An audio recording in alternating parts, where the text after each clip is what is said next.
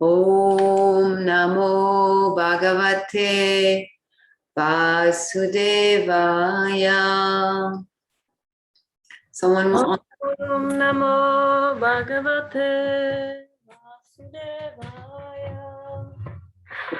Om Namo Bhagavate Vasudevaya. Om Namo Bhagavate Vasudevaya. Om Namo Bhagavate Vasudevaya. Om Namo Bhagavate Vasudevaya. Narayanam namaskritya naram chaiva narottamam devim sarasvatim vyasam tato jayamudirayat. Before reciting Srimad Bhagavatam, which is a very means of conquest, one should offer respectful obeisances unto the personality of Godhead Narayan, and to Narayan, who is the supremest human being, and to Mother Sarasvati, the goddess of learning, and unto the author, Srila Vyasadeva. And today we are reading from the second canto entitled The Cosmic Manifestation, 10th chapter, which is Srimad Bhagavatam, the answer for all questions. And we're on text 36. Text 36, one word of Sanskrit at this time. Sa, Vachya, Vachya, Vachakataya, Vachakataya, Bhagavan, Bhagavan, Rama, Rama, Rupadrik, Rupadrik, Nama, Nama, Rupa, Rupa, Kriya, Kriya, Jate, Jate, Sakarma, Sakarma, Akarmaka, Sakarmaka, Para, Para, Savachya, Vachakataya, Savachya, Vachakataya, Bhagavan, Brahma, Rupadrik, Bhagavan, Rama, Rupadrik, Nama, Rupa, Kriya, Date, Namarupa Kriyadate Sakarma, Karmaka, Para, Sakarma Karmaka Para Savachya, Vachakataya, Savachya Vachakataya Bhagavan, Brahma, Rupadrik, Bhagavan Brahma Rupadrik Nama, Rupa, Kriya, Date, Namarupa Kriyadate Sakarma, Karmaka, Para, Sakarma Karmaka Para Savachya, Vachakataya, Savachya Vachakataya Bhagavan, Brahma, Rupadrik, Bhagavan Brahma Rupadrik Nama, Rupa, Kriya, Date, Namarupa Kriyadate Sakarma, Karmaka, Para. Sakarma Karmaka Paraha. Someone online would like to chant? Savachya Vachakataya Savachya, Vachakataya, Bhagavan Brahma Rupadrik Bhagavan, Rupa, Brahma, Rupadrik, Nama Rupa Kriyadate Nama, Rupa, Kriyadate, Sakarma Karmaka Para. Sakarma, Karmaka, Para.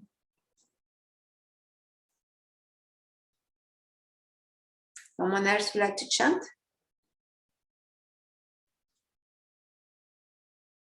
Sa, Sa, I, Hi, Vachya, Vachya, by his form and activities. by his forms and activities. Vachakataya, Vachakataya.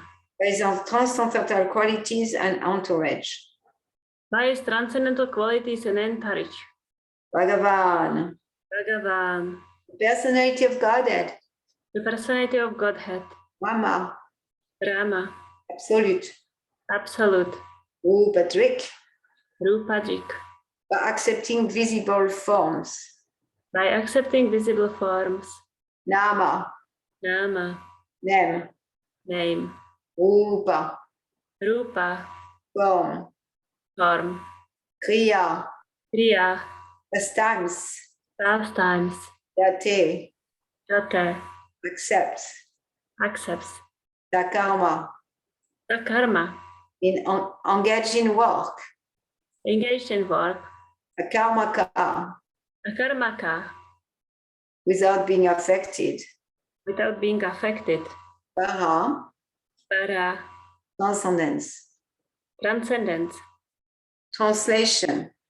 He, the personality of Godhead, manifests himself in a transcendental form, being the subject of his transcendental name, quality, pastimes, entourage, and transcendental variegatedness.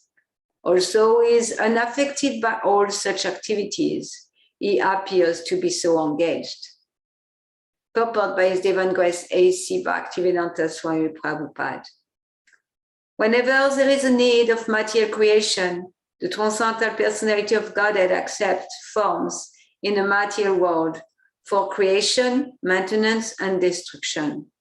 One should be intelligent enough to know his activities in truth and not be biased to conclude that he descends to the material world by accepting a form created by material nature. Any form accepted from the material nature has its affection for everything done in a material world. A conditioned self, a conditioned soul who accepts a material form for undergoing a certain term of material activities is subjected to the law of matter. But here, in this verse, it is clearly stated that also the form and activities of the Lord appear to be the same as those of a conditioned soul.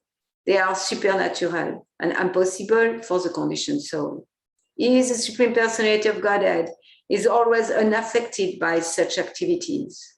In Bhagavad Gita 4:14, the Lord says, Namam karmani limpanti, na me karma vales priya, iti mam yo bijanati, karma bir na sabatyate. The Lord is never affected by the activity which he apparently performs by his different incarnations and personalities, nor does he have any desire to achieve success by fruitive activities. The Lord is fooled by his different potencies of wealth, strength, fame, beauty, knowledge, and renunciation, and thus he had no reason for physical exertion, like the conditioned soul. Therefore, an intelligent person who can distinguish between the transcendental activities of the Lord and the activity of the conditioned soul is also not bound by the reaction of activities. The Lord, as Vishnu, Brahma, and Shiva, conducts the three modes of material nature. From Vishnu is born Brahma, from Brahma is born Shiva. Sometimes Brahma is a separate part of Vishnu, and sometimes Brahma is Vishnu himself. Thus, Brahma creates the different species of life all over the universe, which means that the Lord creates the whole manifestation either by himself or through the agency of his authorized deputies. Om Jnana Timirandasya Jnana Jala Shalakaya Chakshun Militam Yena Tasmai Shri Gurave Namaha Shri Chaitanya Manobishtam Shtapitam Yena Bhutale Swayam Upakadamayam Datati Swapadam Tikam Vandeham Shri Guru Shri Yuta Padakamalam Shri Guru Vaishnavam Shah Shri Rupa Sagajatam Sagana Ragunatam Vitam Tam Sajivam Sadvaitam Savadutam Parijana Saitash Krishna Chaitanya Devam Shri Radha Krishna Padam Sahagana Lalita Shri Vishakam Vitam Cha E Krishna Karuna Sindhu Dina Bandhu Jagat Pate Gopisha Gopika Kanta Radha Kanta Namostute Tapta Kanchana Gourangi Radhe Vrindavaneshwari Vishabhanu Sute Devi Pranamami Hari Priye Vancha Kalpatarubhyacha Kripa Sindhubhya Evacha Patitanam Pavanebhyo Vaishnavebhyo Namo Namaha Shri Krishna Chaitanya Prabhu Nityananda Shri Advaita Gadadhar Shivasadi Gaura Bhakta Vrinda Hare Krishna Krishna Krishna Hare Hare Hare Rama Rama Rama Hare Hare Namam Vishnu Padaya Krishna Prestaya Bhutale Srimate Bhaktivedanta Swamini Tinamine Namaste Sarasvati Deve Gauravani Pracharine Nirvesesha Shunyavadi Paskyacha Dejatarine.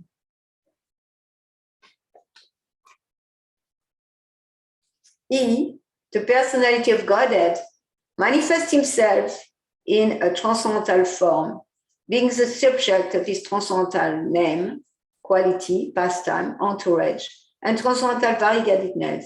Also is unaffected by all such activity. He appears to be so engaged. Hare Krishna. So we are getting out of the parts of this chapter where there is a description of the different elements manifesting one at a time, all the senses manifesting one at a time to the desire of the Lord, and all the working senses manifesting, the object of the senses manifesting, and controlling deities manifesting.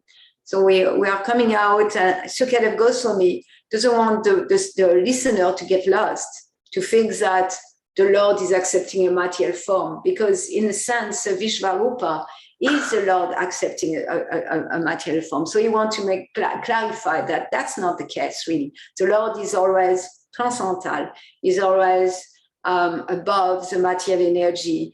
And sometime when there is a need for creation, when the Lord desires, really it says that when the Lord desires, and there is creation. And in those time, then the Lord kind of manifests himself in different ways. He manifests himself in different type of avatar. And so there is a Purusha avatar who are directly directly in charge of manifesting this cosmic manifestation, to manifest the external energy of the Lord.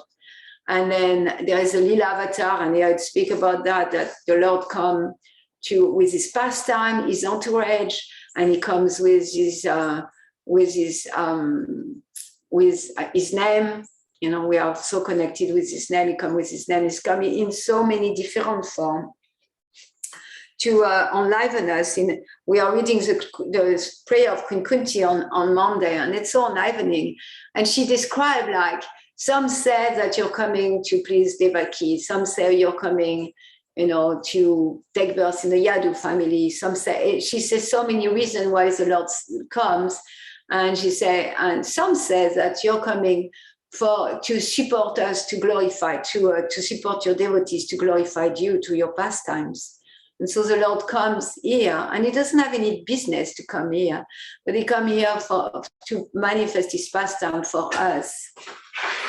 Hare Krishna. We have guests coming, so I'm going to receive them because I'm alone.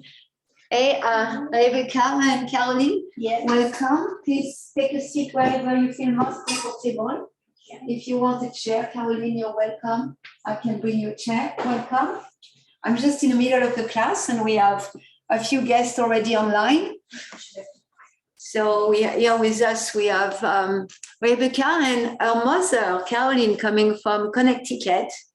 And here online, we have Ladini from Czech Republic and Anandini from Switzerland. And George is in Tallahassee, if I understand correctly. And then Gajendra is just around. Welcome, Caroline. Thank you. So we were speaking about how the creation takes place. There's many ways to present the creation, and from the Bible, in the beginning, and then there is the story of Adam and Eve. And then, so in the Srimad Bhagavatam, we have more details, more details of how Adam and Eve came to happen, because they didn't simply manifest, and all the trees and the apple that was there and the snakes that was there. So all that was already created. And in Srimad Bhagavatam, we get to hear, like, how does that manifest? And that's where we are at. We just read a verse, and I'm going to repeat the verse for you. He said, he, the personality of Godhead, manifests himself in a transcendental form, being the subject of his transcendental name, quality, pastime, entourage, and transcendental variegatedness. Also is unaffected by such activity. He appeared to be so engaged. And so to make progress in spiritual life, we need to make distinction between the spiritual realm and the material one. And when we make those distinctions, then we understand our role and the purpose of creation. And so it is explained that that the spiritual world is Sat Chit Ananda. So the spiritual world is full of eternity. And the material world is temporary. Everything is temporary, isn't it? Like, the form of our body is temporary. We're born in like a little baby body, so small little baby body. And we can see your grandchildren already. That's gone. It's temporary. Those forms were temporary. The form of the baby were temporary. The form of the toddler, temporary, gone, finished. So that's material. The material energy is like that. Our body is going to the junkyard. Everything about that personality, Marie Glashin, in like just a few years, nobody will ever know who Marie Glashin was or what she was doing. Already is like that, but what she was doing or anything that nothing will be known about Marie Glashin. None of the accomplishment of Marie Glashin will matter. None of her bank accounts will matter. Nothing about Marie Glashin is going to matter. So that's the nature of this material existence. Like, everything is temporary. Then it's Sat Chit. Chit is a chit. It's like knowledge. And really, as soon as we come in the material world, we are cast into ignorance. We forget. We forget who we are. And then we forget who we are, so we get entangled with the story. Oh, I am Marie Glashin, or I am Gajendra, or I am this person who is doing those things. I have a family, I have children, I have a job, I have my house. But this is all ignorance. Ignorance, because how can we own something that's destroyed by time? And everything is destroyed by time. So the material world is born of ignorance, so much so that we need a sun to bring us outside of the ignorance. At night, we can see everything is dark. And when everything is dark, we don't see anything. We are just lost. We don't see anything in the dark. And here we are in the darkness of ignorance, and we don't see anything. And you know how in the dark, when everything is dark, we constantly get bumped on things, because there is furniture in our way. If we are outside, there is trees in our ways, and we bump ourselves constantly because we don't see anything. So in a material world, it's like that. Even when the sun is out, we bump ourselves in things, like we bump ourselves in our suffering. And there is so many threefold of suffering, it says, Adi Bodhika, Adi Daivika, and the Adi Atma. So in the context of our life, we are going to bump into them. the misery coming from other living entities. We bump into them. We are in darkness, we bump and we hurt ourselves, like mosquitoes, or maybe, like amoebas, or maybe it's a lion or a tiger, or other living entities, other peoples too. We bump into them all the time in our ignorance, and we hurt ourselves, bump into other people who don't say what we want them to say, who don't do what we want them to do, or who do things that we don't want them to do. And then that's same things, and we are in a darkness and bumping into objects. We're in darkness of ignorance and we're bumping into those natural phenomena.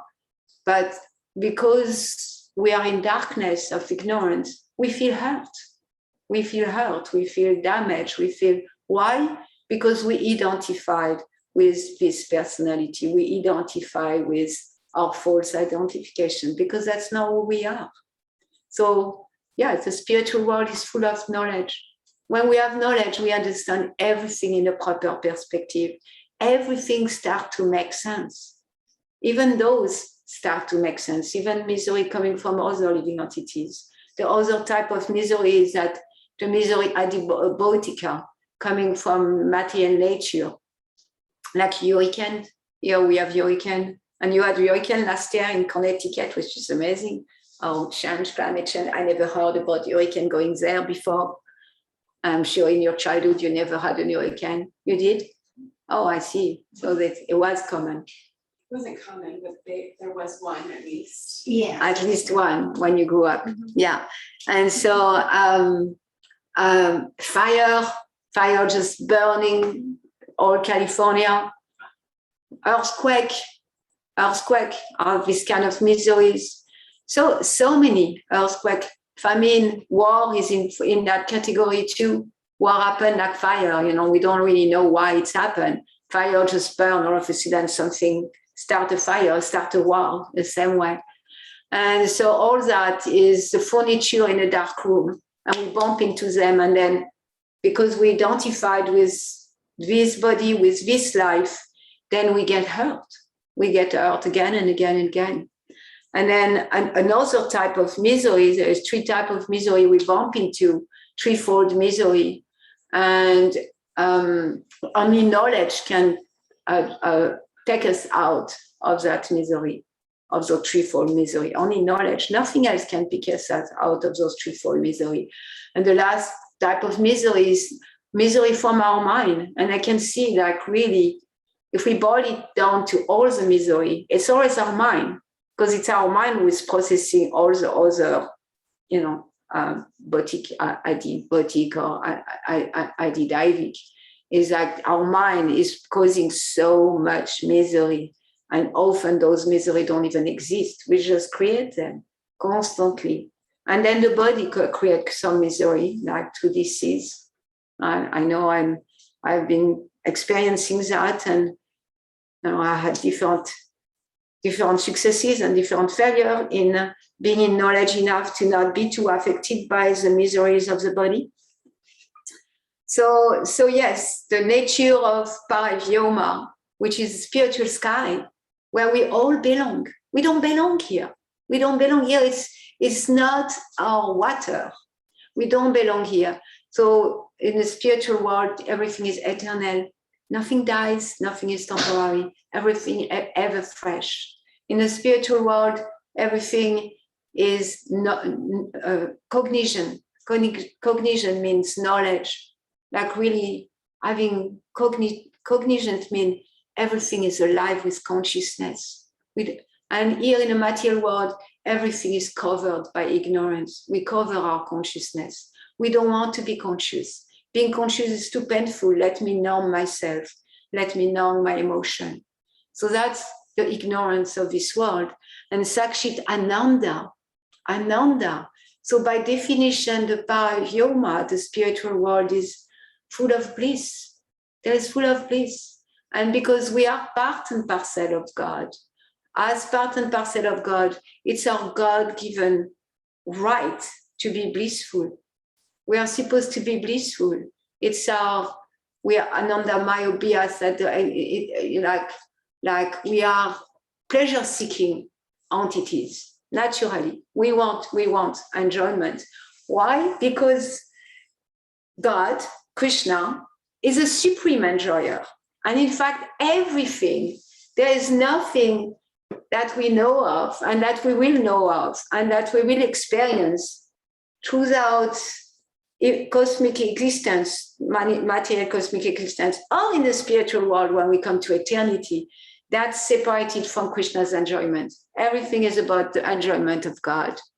It's difficult to understand why God will enjoy me having cancer, or like why bad things happen to good people, isn't it? And still there is nothing separated from his enjoyment, and we are part and parcel of God. So we are made of the same nature as God. We are godly. We are made of the same nature. We are part of God, meaning when he enjoy, of course, his part and parcel enjoy too. So if we focus on the enjoyment of the Supreme Personality of Godhead, then naturally we are going to enjoy. However, what's happened is that when we are in a material atmosphere, because we have forgotten, we are casting ignorance, we have forgotten our real, original constitutional position as part and parcel of God, of servant of God, then because of that, because we are seeking, like pleasure-seeking entities, we turn to seek pleasure in places that only brings miseries. We turn to seek pleasure with our temporary senses, with a temporary object of the senses, isn't it? Let's say someone seek pleasure in eating chocolate ice cream, yeah? So they seek pleasure there, because I want pleasure because it's my nature to want pleasure. There's nothing wrong with me wanting pleasure. But however, if I try to seek pleasure in places where there is no pleasure, in places that are temporary, in places that are full of ignorance, then that pleasure will end up in miseries. Maybe I like chocolate ice cream, and first I will be very limited in the amount of chocolate ice cream I can have. So maybe the first bite will be enjoyable, maybe the second, the third. After that, I may continue, but more for gratification than pleasure. And then at the end, I get sick, isn't it? At the end, I get miserable. So for all pleasure in the material world is like that. We seek that pleasure because it's our nature to want pleasure. So it's natural for us to seek pleasure because it's our nature. And often, as long as we are in ignorance, as long as we are in this darkness of ignorance covered over, we are going to seek pleasure in places that are cause of misery because they are coming from being temporary, in places that are just the contact of the senses with a sense object, which naturally is going to lead us to feel frustrated because there is no pleasure there. In comparison to the unlimited amount of pleasure that's our birthright. Even if we find some pleasure, like the highest pleasure in a material existence is sex life. Sex. Everything is run by sex. All of the bulletin board everywhere, the grocery store, the mall, everything around is run by sex. At the core, there is a desire for enjoyment, a desire to attract someone to us and all that.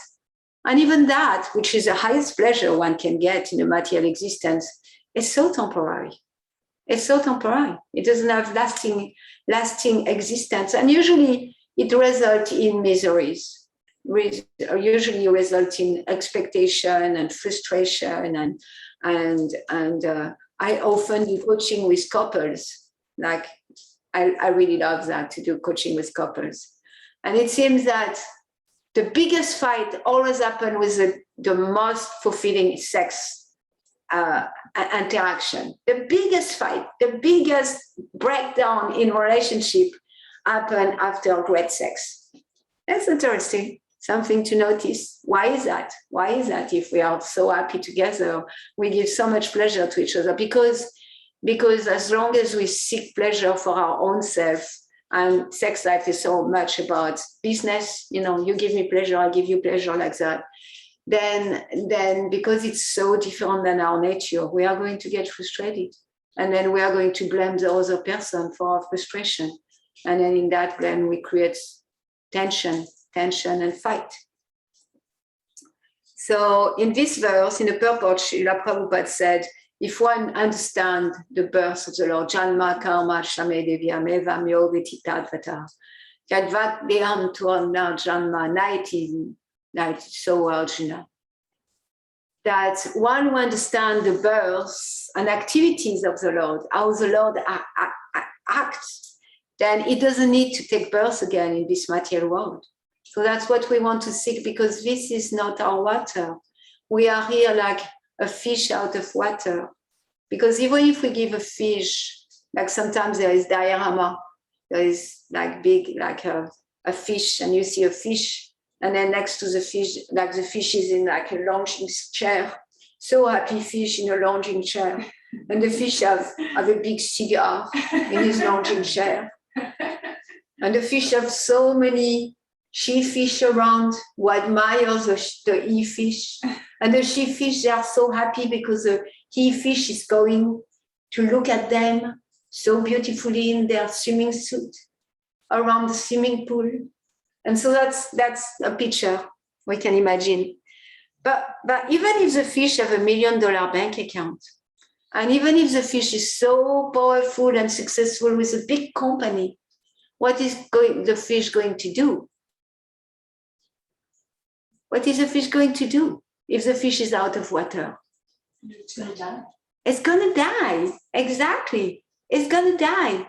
So even if the fish, and in a sense, it's the same thing. Our water is a paravyoma, it's a spiritual sky. And as long as we plug into our water, we are happy.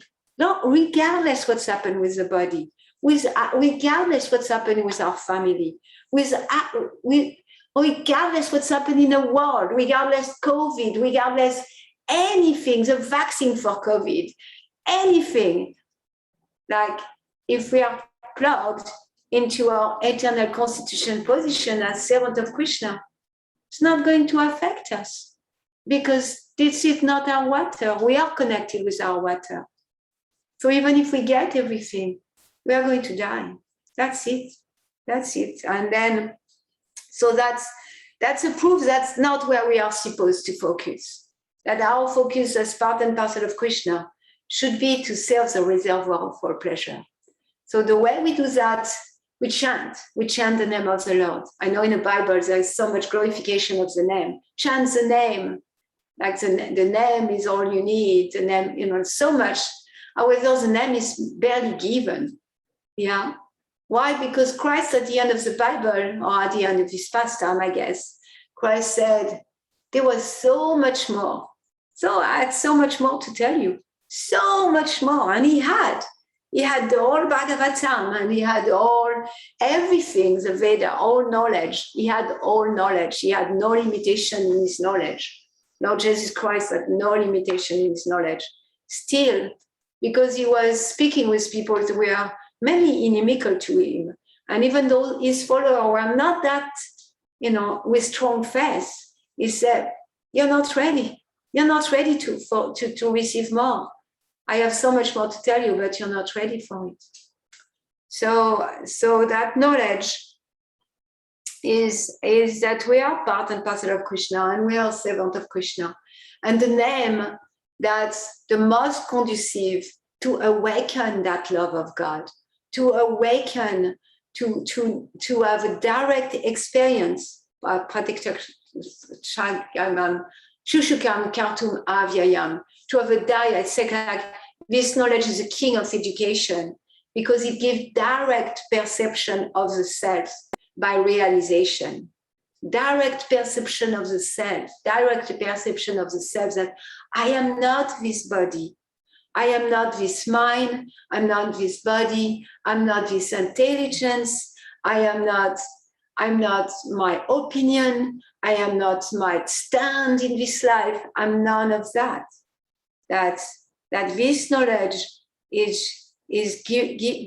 us, like, this knowledge is the king of education by direct experience. And how we can directly experience by chanting the name of the Lord.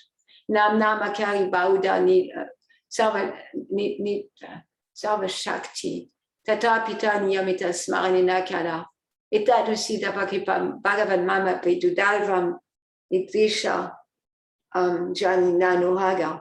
That he said in Shiksha Stakam, Lord Chaitanya, who came 500 years ago, he said, it said to God, you have so many names, like Krishna and Govinda, and we can add Jehovah and Hala. You have so many names. Now you have hundreds and thousands of names. Gods have thousands and hundreds of names. And he said, just by chanting your holy name, one can realize himself. Like in the Bible, he said, chant the holy name, chant the name.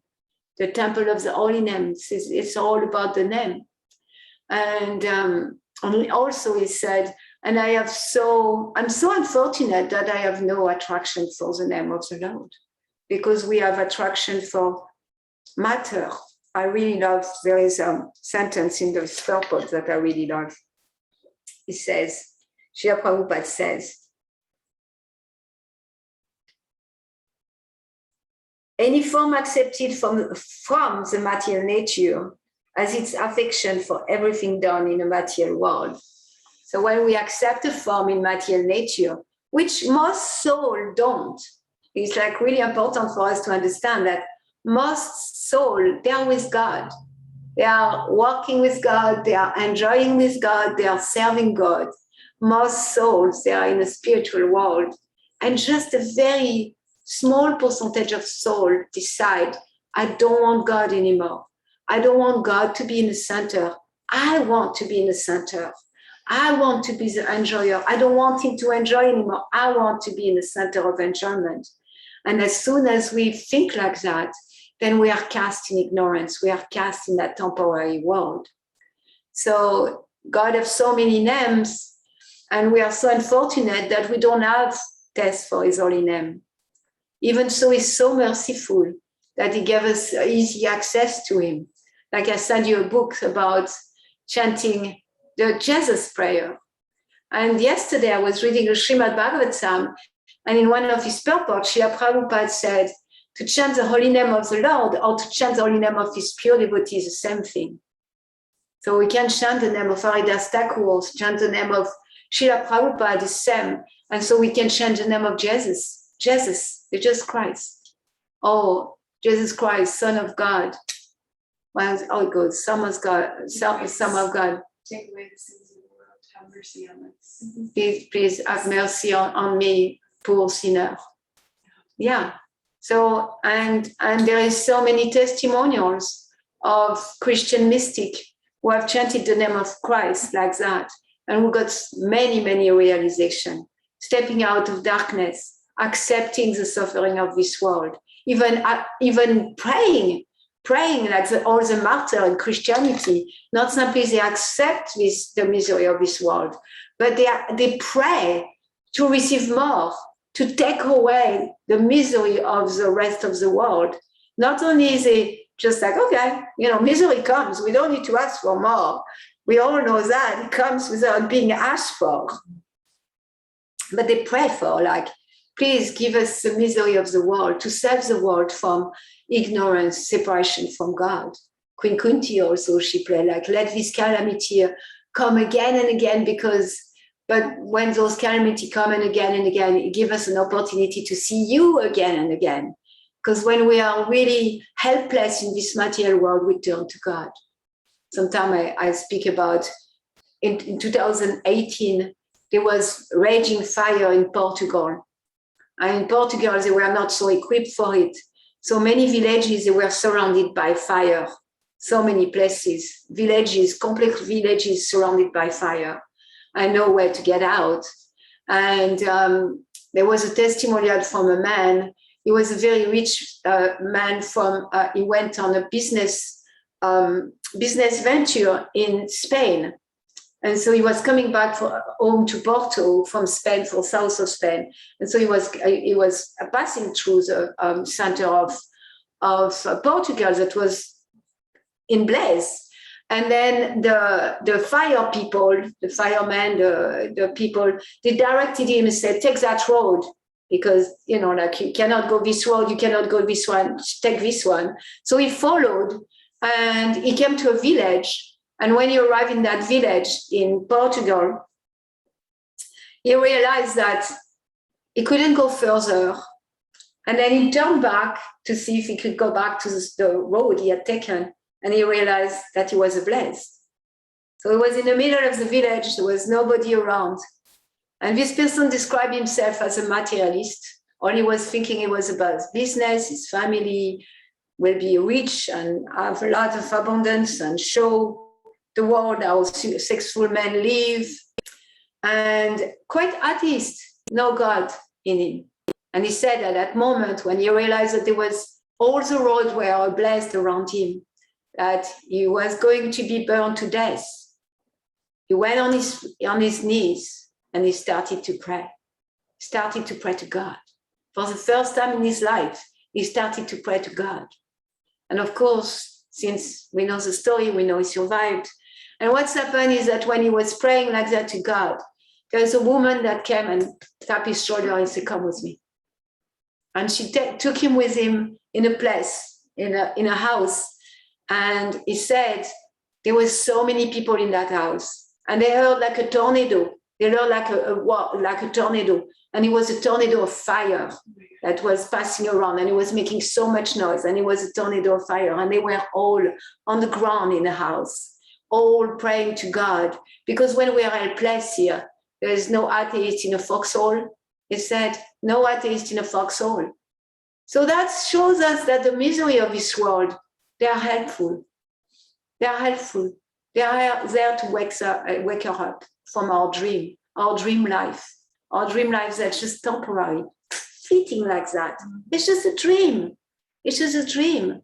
So God give us like, wake up, wake up. Wake up again, go deeper, be with me, serve me, love me, because that's who you are, not because you have a big ego trip.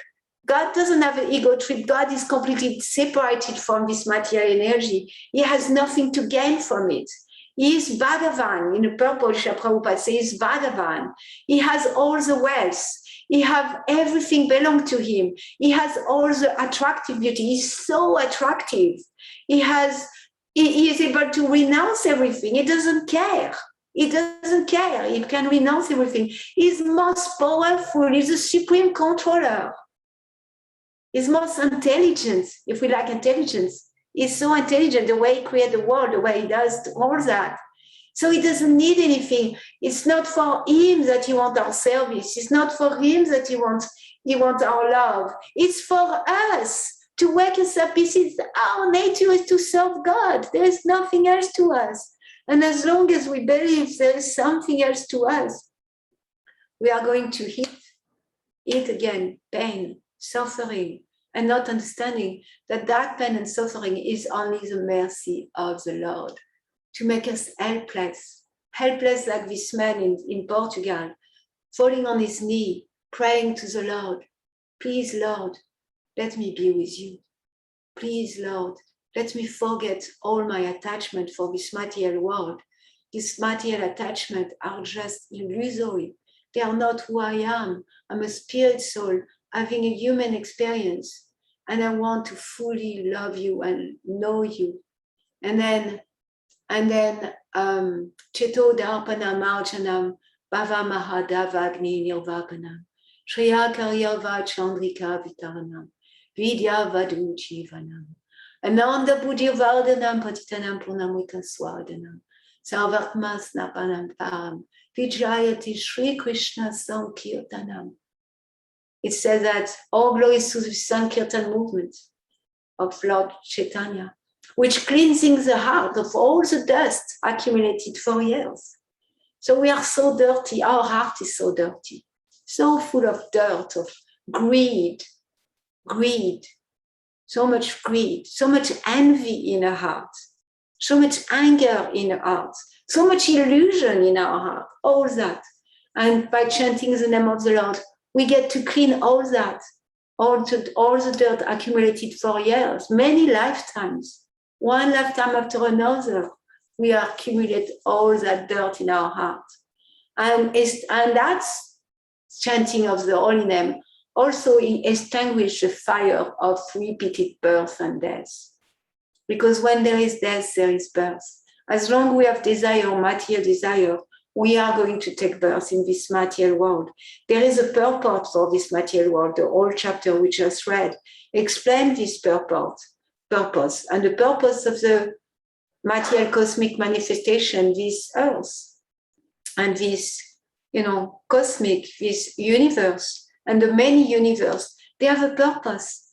And if we align with that purpose, if we align with the law of God and this purpose, our life is beautiful and peaceful.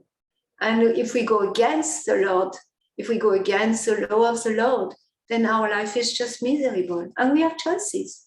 We have choices. We can make our life beautiful and happy, regardless what's happened. Or we can make our life very miserable. Like in the Bhagavad Gita say, we enjoy misery. So this chanting of the holy name called Sankirtan, it cleansing the heart, and it also extinguishes that fire, the fire of always wanting more. I want more happiness. I want more relationship. I want more money. I want more respect. I want more love. I want. And that's just a fire that burns because we never satisfied. We are never satisfied, isn't it? And each time we make plan for happiness, this weekend, I'm going to go with my friend. We are going to go to a lake and they have a boat and we are going to enjoy so much this weekend. And then the weekend come and then it's just normal life. There are going to be tension between human beings. There may be going to have some rain. Maybe everything we have planned is going to fall into, oblivious because we don't have control. In the same way, we don't have control of the amount of misery. And the times the misery comes to us, we don't have control about the amount of pleasure or how the pleasure comes to us. Because if I planned, we never say I'm going to plan my misery today or my misery this weekend. I'm going to plan my misery this weekend and really put a lot of effort. I have. What did you say, Caroline? I said that's the top thing on my list. I want to plan some misery. I want to plan, so you can see this. You love this, yeah. I'm going to plan misery. I'm going to have a full miserable weekend. And it's interesting because recently I went camping with a friend. And the weather was quite cold. It was like 50 degrees. And then we were preparing for the camping. And I was constantly telling my friend, it's going to be austere. It's going to be austere. The eating situation, yes, it's going to be austere. The sleeping situation, yes, it's going to be austere. So that's how I was approaching our camping trip. And she was hearing me, and she only shared with me later, okay? And she was hearing me, and later she shared I didn't understand. I didn't get it. Why you were saying, yes, it's going to be austere. And me, I was yeah, I'm going for the austerity. I'm going it's going to be cold at night. Yes, it's going to be difficult. Yes, the bed, no mat, is going to be hard on my back. And I was going for it. Okay, I think that's what I want. I was simple living and I thinking I'm going to have my simple living. It took so many hours to just set up the campsite and so many hours to breaking down. There was no time to do anything else. Yeah, of course.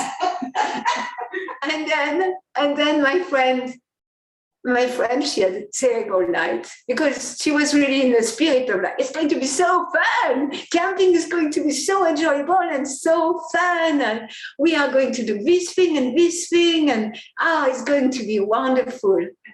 And then she had a terrible night. completely terrible. It was raccoon, and we forgot some plates out, and they made so much noise, and it was cold, and it was cold. It was hard. The floor was really hard. The campsite was okay, but not great. All that, so many miseries. So what are you supposed to do? Never do anything then? I mean, really? It's a good question. You have to put yourself out there. That's the way I look at it. Mm-hmm. And you have to try new things if you can, because before you know it, life as you know it is going to be gone. Yeah. So Caroline, you share like, okay, well, you hear my story. My friend, she was really looking forward to the camping trip. She like, it's going to be so fun. We are going to enjoy together. And then you'll say, well, what are we supposed to do? Like, we are supposed to plan to be happy, to make some plan to be happy. So I'm glad you're saying that. It's just right there in what I wanted to speak about. So that's perfect. You read my mind. I'm a man. Yeah, you can read my mind. You have mystic power. Yeah. You go So things positively, but then it doesn't always go this way. Usually doesn't.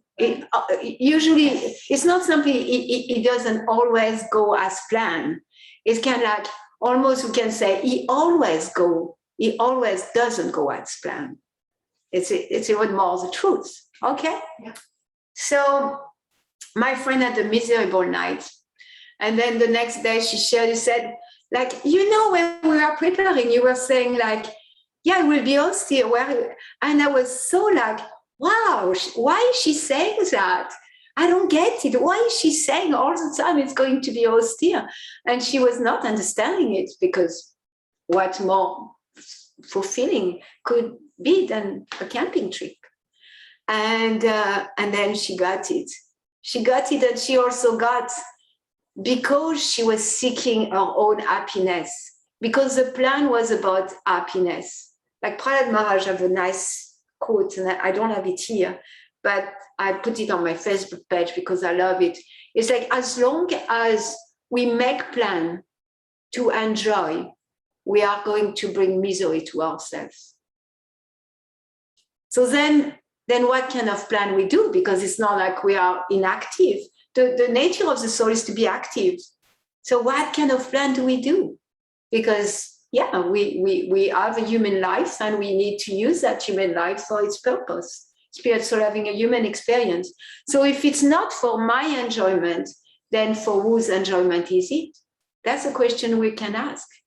And then let's say that I go camping because I want to serve the Lord in some ways. And for me, like doing austerities, tapas, at the dawn of creation, the first word that came out from the Lord was tapa, austerity, do austerity, control your senses.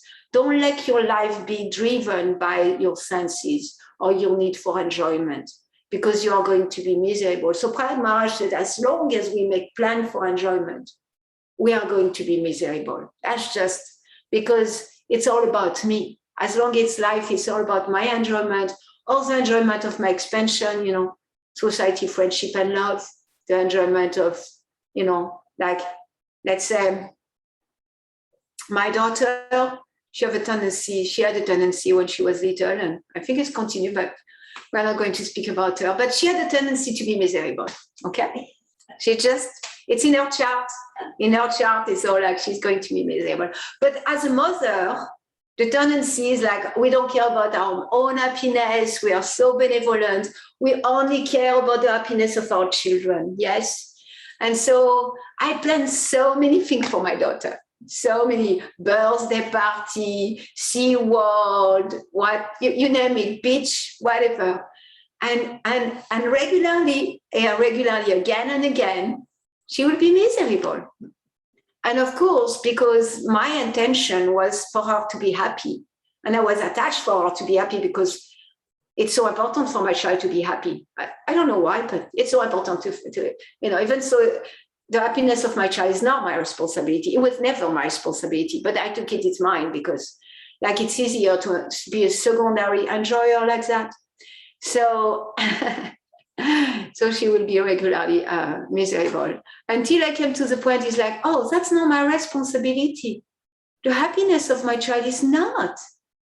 And my happiness is not even my responsibility in a sense, also to try to, as long as the happiness I'm seeking is the contact of the senses with the sense object, that's going to automatically happen and give pleasure or happiness. I may go, I may take a walk and I pass by a dump and my nose is going to not be pleasured by garbage smell, or I will continue my walk and then the contact of my senses with the sense object will be like some roses out there and I will smell roses.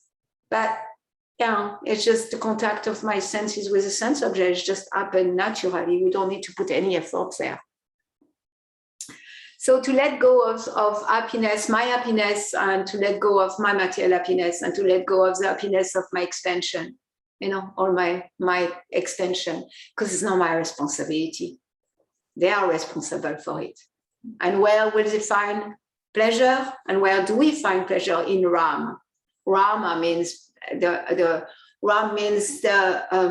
reservoir of all pleasure. So if I plug, because my nature, I'm a spark of Ram. I'm a spark of Ananda. I'm a spark of bliss. And as long as I'm separated from the fire of bliss, as a separated spark, or as long as I'm just a drop separated from the ocean, I'm not going to have my full bliss activated. The only way to activate my bliss is to connect with Ram. Ram, reservoir of all pleasure.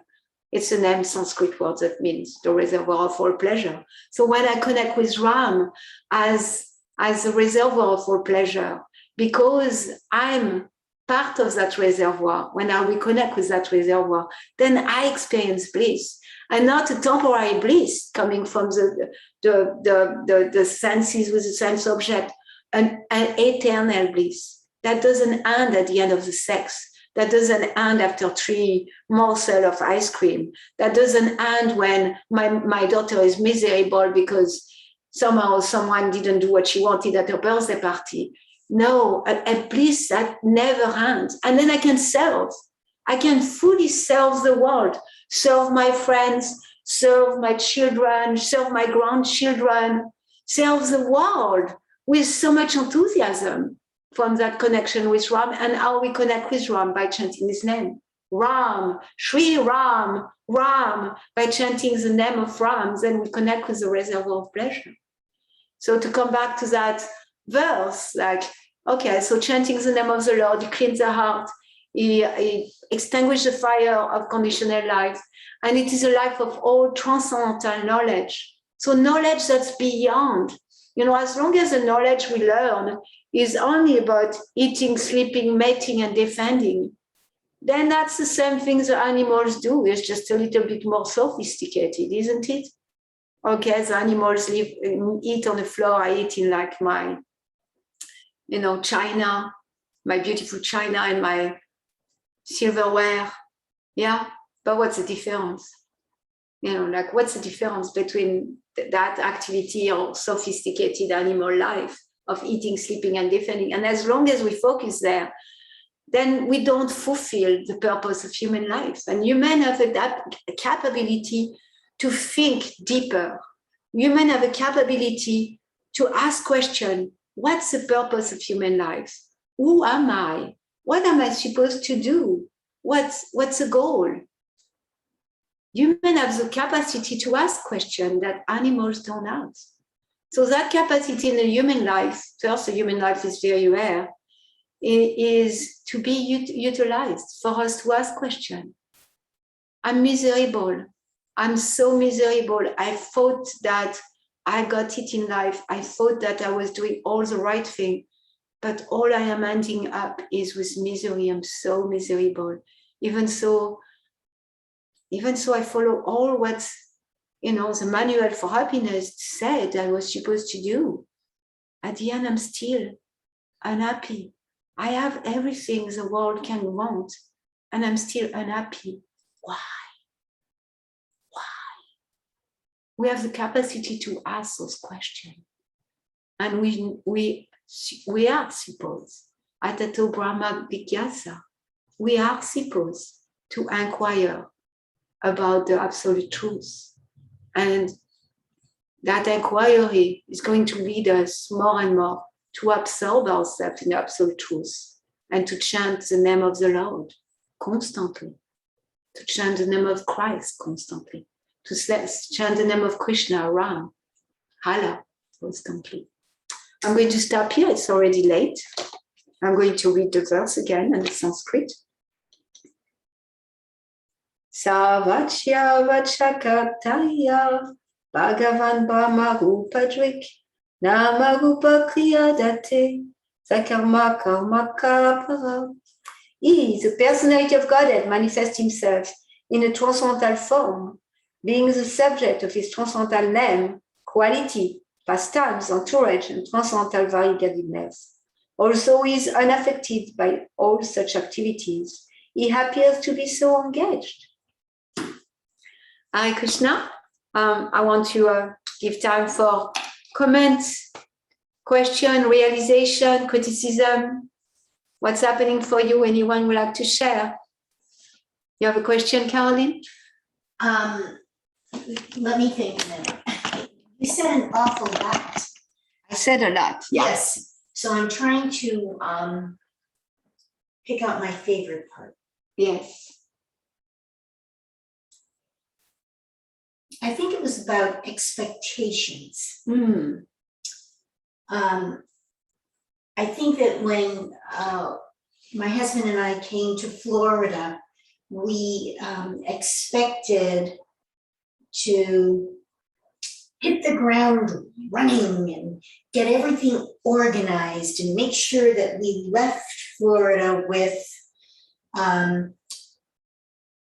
Rebecca and Patrick not having to have all the burden of trying to move into a new house and still have time for two little boys to play with them, to read to them.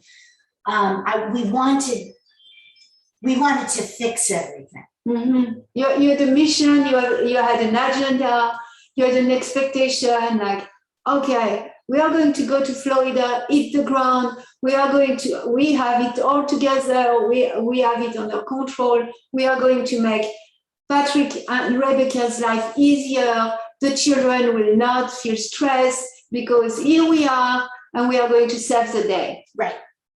And we didn't. You didn't save the day. And that's it in a nutshell.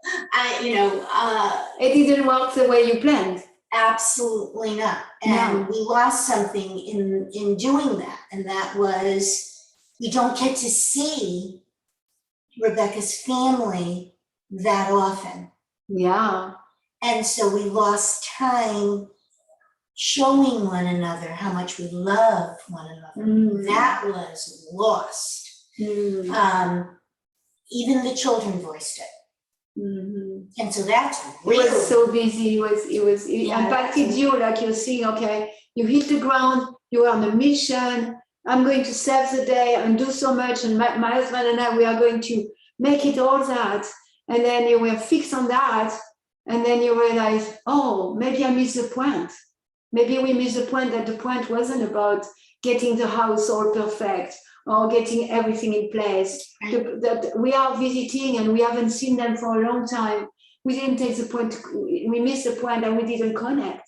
And that's what we do. We hit the ground, we take birth in a material existence, we come to this world and thinking, okay, I'm going to get it together, I'm going to get the education, I'm going to get the money, I'm going to get the job, I'm going to get the big house, I'm going to get the popularity, I'm going to get my whole entourage, and we miss the point. But the point is about connecting with joy, with the source, with our Father, with the Father of all. And when we connect there, then we connect with everybody else. So what you're sharing for me is kind of almost a macrocosm of what we all do.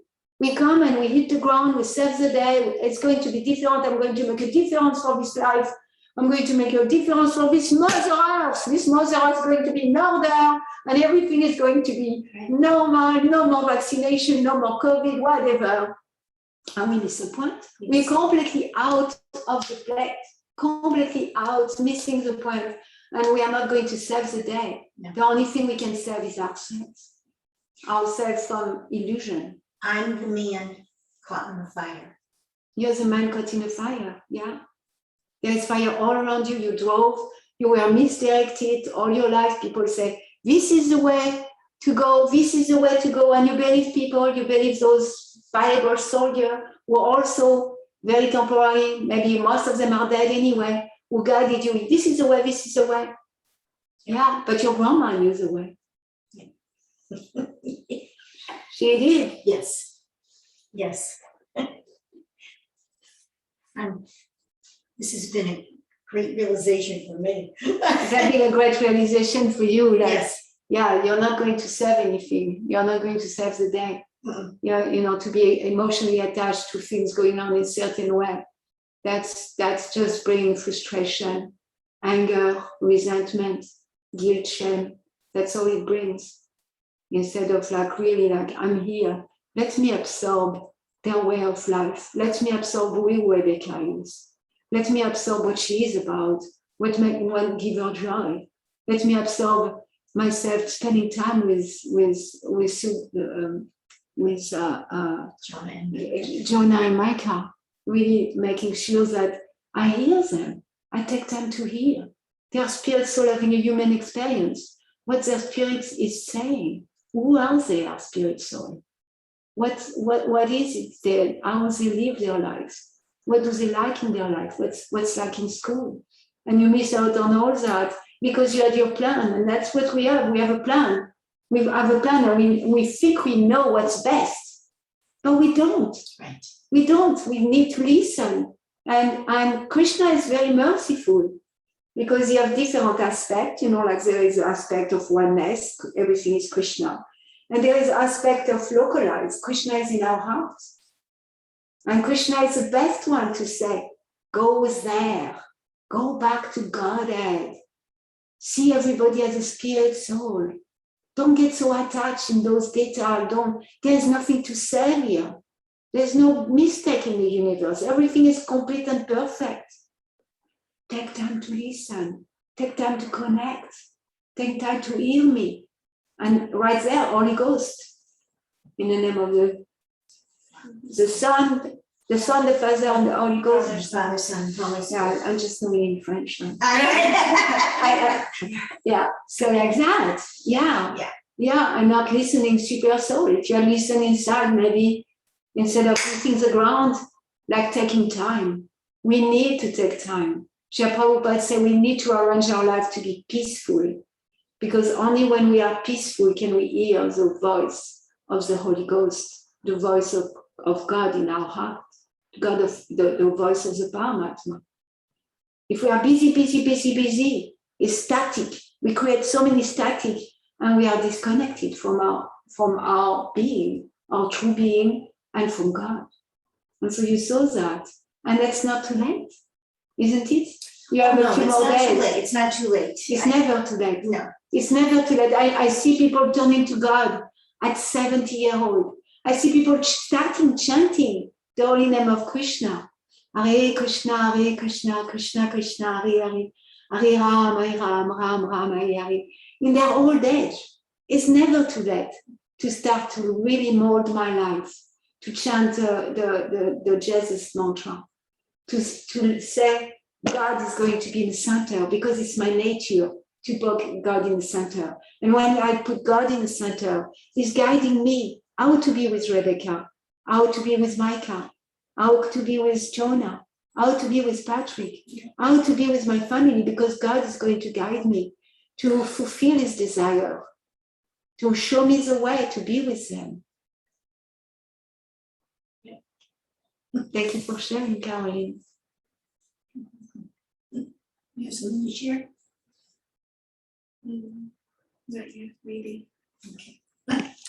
I will ask if anyone online has something to share. Hare Krishna. Hare Krishna. I have something to share. Yes, Nandini.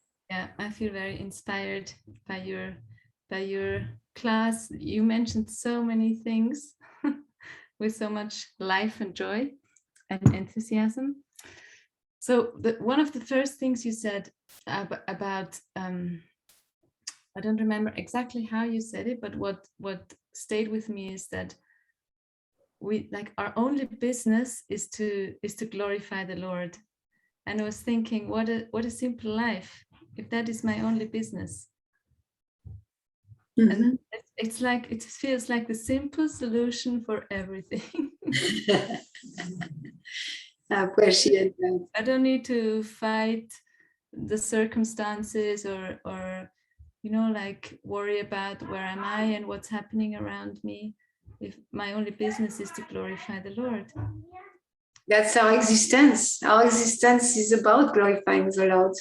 And so for you, when you hear that, it's just like you can breathe. You can breathe. It's not for me to fight the circumstances or whatever. My only business is to glorify God in taking care of my children. My only business is glorify God in cooking. My only business is glorify God in my interaction with the world. My only business, and then it becomes so simple. Mm-hmm. Yeah, Mm-hmm. but we want to make it so complicated. Yeah, and even in our misery, like, yeah, to glorify God. God, you're so merciful. Look at how you opened my eyes with this, whatever, landlord, or with this situation. Yeah. Yeah. We can Yeah. also. Yes, and I had another realization, which is like quite amazing. I was in the last 5 weeks, I was participating in an Ayurveda training. So I wasn't like, I think I hardly came to any morning program or lecture because I was listening lectures on Ayurveda. And I realized today, when you made this short summary of the chapter, that what I was like meditating on and learning about and getting a lot of realizations on was exactly these topics, like the senses and like who is in control of the senses and the elements and how we're affected by them. And so I thought, wow, I didn't miss out on anything. Yes, like you were in Sankhya philosophy. Yeah. Yeah, last night I was reading from Kapila teaching his mother devotee, and it's all Sankhya. It's the same thing explained from a different angle. And in a purport, Srila Prabhupada speak about Pitta, Vata, and Kapha, and Ayurveda, just exactly like you said, like all that can be understood from the point of view of Ayurveda. Yeah. Mm-hmm. Mm-hmm. Yeah. So thank you for your class. Thank you for listening and being here and supporting me. There's a chat. I'm going to read the chat. Oh, thank you so much for the class. George, Hare Krishna. Hare Krishna. Anything else? I also want to share. Hare Krishna. Hare Krishna, dear Rajini. Yes, thank you for the class, dear Malini. It was nice seeing you coming alive. Like you started to speak and like your voice was kind of low and then you were getting more and more enthusiastic by your own speech. So it was my observation. It was sweet. And yes, I did a week of glorification of the Lord. And now I have like such a deep like crash down. And I experienced it before because the contrast is just so huge. So what touched me most was when you are speaking about the man in the middle of the fire. Like, oh, it was like, oh, I can still pray even though I'm like at home again and like absorbed in my mind that was put aside for 5 days. But yeah, it's just like this contrast is so hard.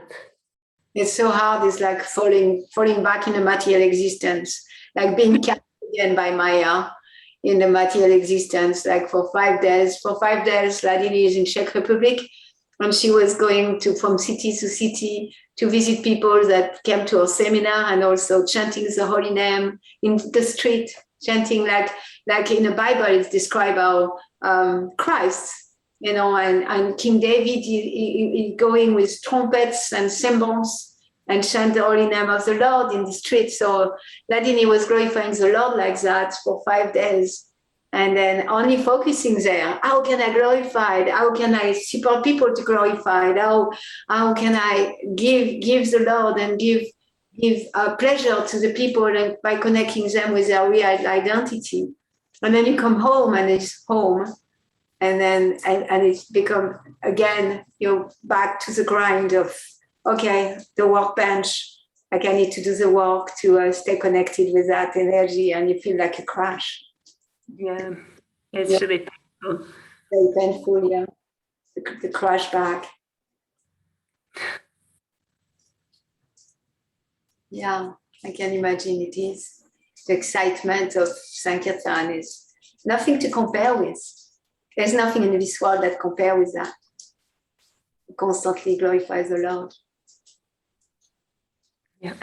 I know your body wasn't doing well, and I know you had some bodily pain and bodily difficulties, but because you were glorifying the Lord every day, you were transcendental to it. And that's what the verse says here is, when we connect with transcendence, and we can rise above. We can rise above, again and again, rise above whatever misery may happen in our lives, including the misery of the body or the mind. It was like we were literally forgetting about eating or sleeping or anything. It just like wasn't a problem at all. But then now it is a problem. Yeah, that's so beautiful. Yeah, I'm inspired by what you did with those 5 days. There's so many things you could have done with 5 days of your life. Could have gone to the beach, you could have done so many things. And what you decided to do is to go travel and chant the holy name of the Lord all over. We have a chat from Anandini. And also Saint Francis was singing the holy name of Jesus Christ in the street with the homeless. Thank you, Anandini. So special, so special. Thank you for sharing that. Yeah, so chant the holy name of the Lord and you will be happy. Yeah, we had one time we were doing Harinam and a homeless joined. And he was like drunk, homeless, but he was so ecstatic. And then the police came and police told us that we are not allowed to do that. And then the person who seemed to be homeless, which he probably was, he started to preach to the police, and he said, well, they are glorifying the Lord and they are singing the holy name. That shouldn't be prohibited. The homeless told the police. So, that was it. Yeah, those police, wow, then it's God creation, it's God earth, it's God's everything. Everything belongs to Him. Wow, there to say it's not about glorifying it's all made for glorifying Him. There's nothing separated from Him. How can be anything separated from Him? Yeah, so that drunk person, he had no inhibition anymore because of the alcohol. Sometimes we need alcohol to get away the false ego and all the block, like, ooh, what my neighbor will say if I chant the holy name. So he had no inhibition anymore, and he was accompanying him chanting, and he understood deeply, like, yeah, that cannot be stopped by police. Hare Krishna. Hare Krishna. Hare Krishna. Thank you for being here. Kantora Srimad Bhagavatam ki jai, Srila Prabhupada ki jai. Yeah. Haribol. Haribol.